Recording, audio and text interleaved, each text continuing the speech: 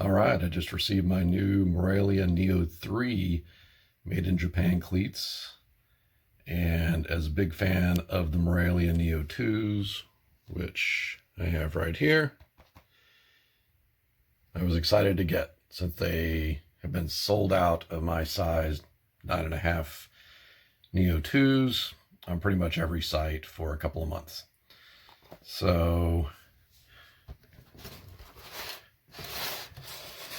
in typical Mizuno fashion, you've got a bag, whoopee.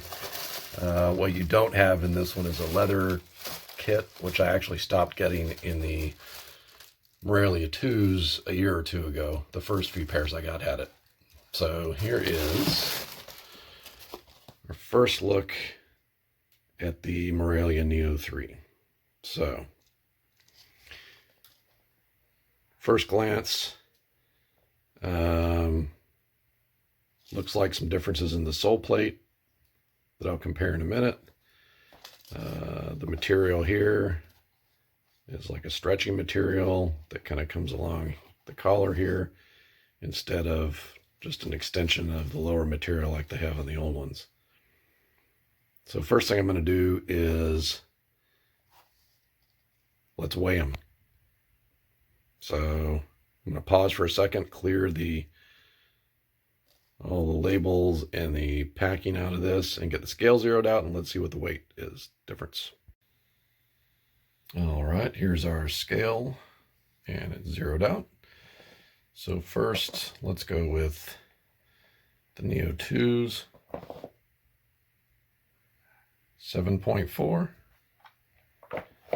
And let's take a look at the Neo 3, 6.9. So, a little lighter, whether that's noticeable or not, unknown.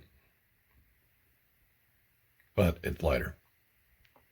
So next we'll take a look at the sole plate, which I think is the biggest difference between these two models.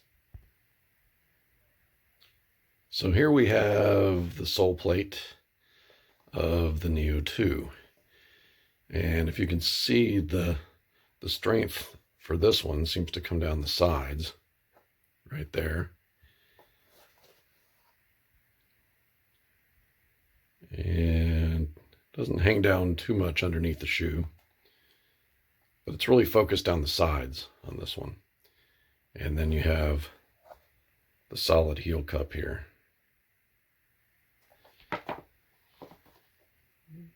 Now the 3, if you look, has seemed to have transferred all the strength in the sides down the middle.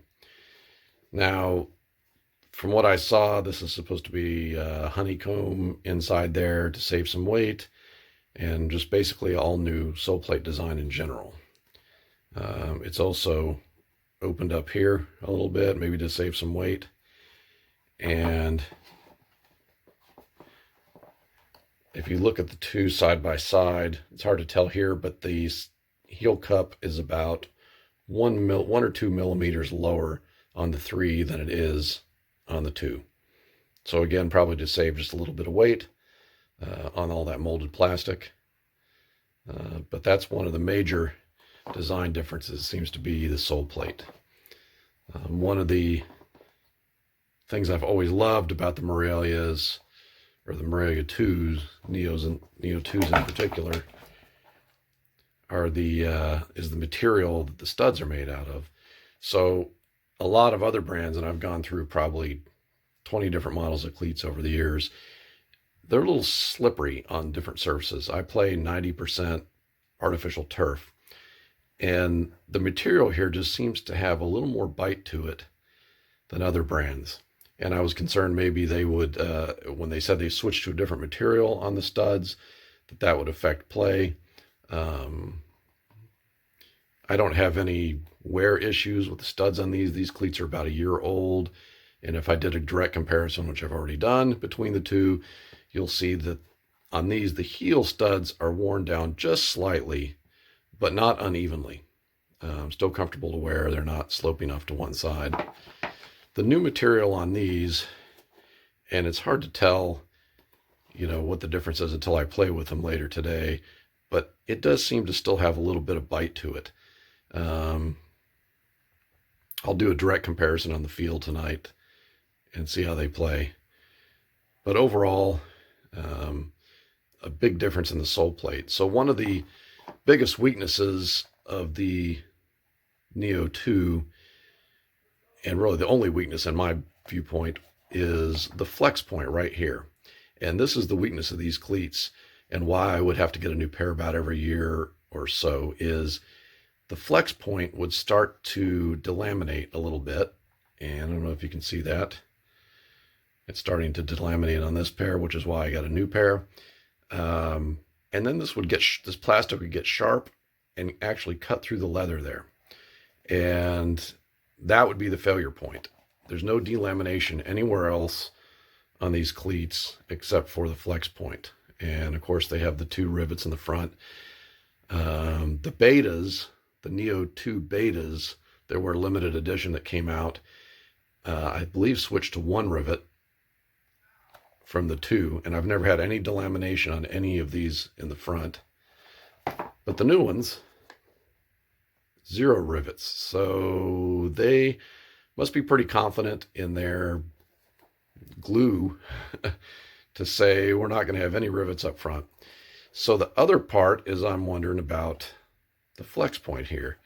Well, if you compare the shape of this flex point with this one, and it's hard to do because these are black, you'll notice that this comes to a much sharper V there.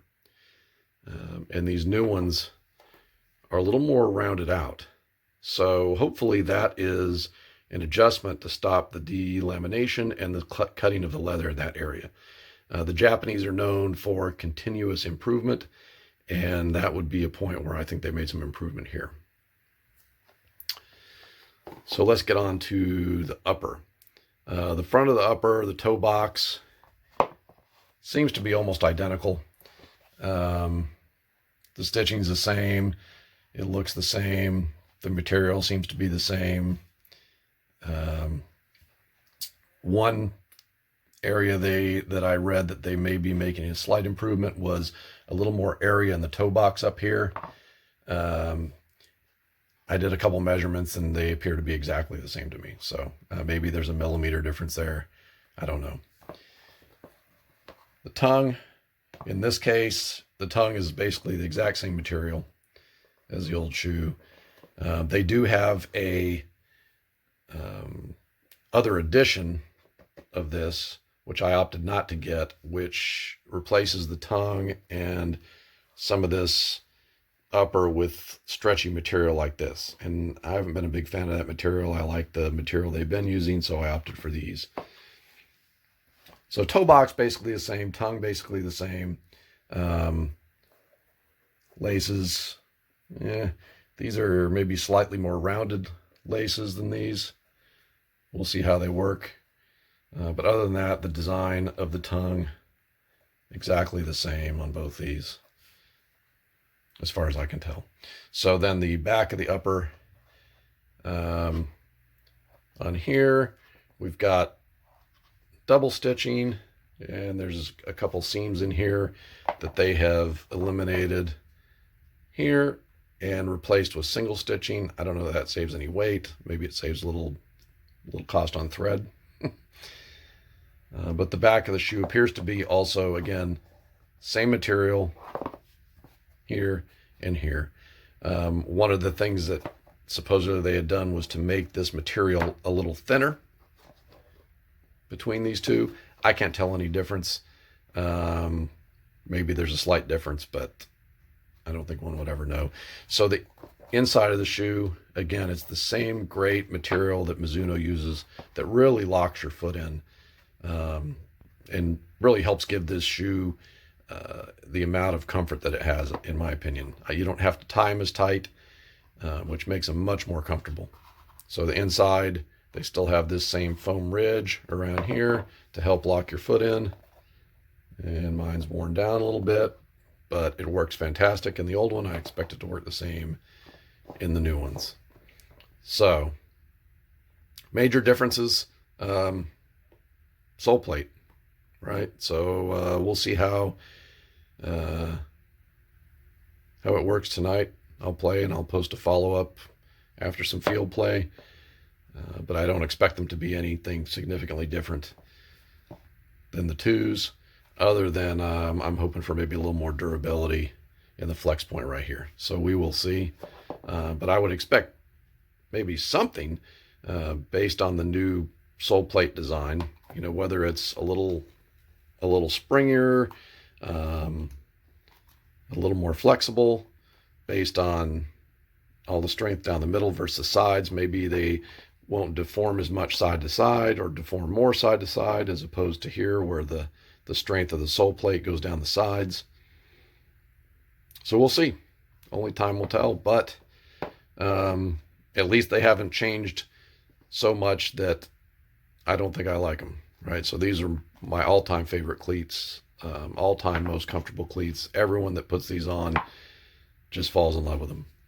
So I think these are just as good and hopefully slightly better, but we'll find out later. Thanks.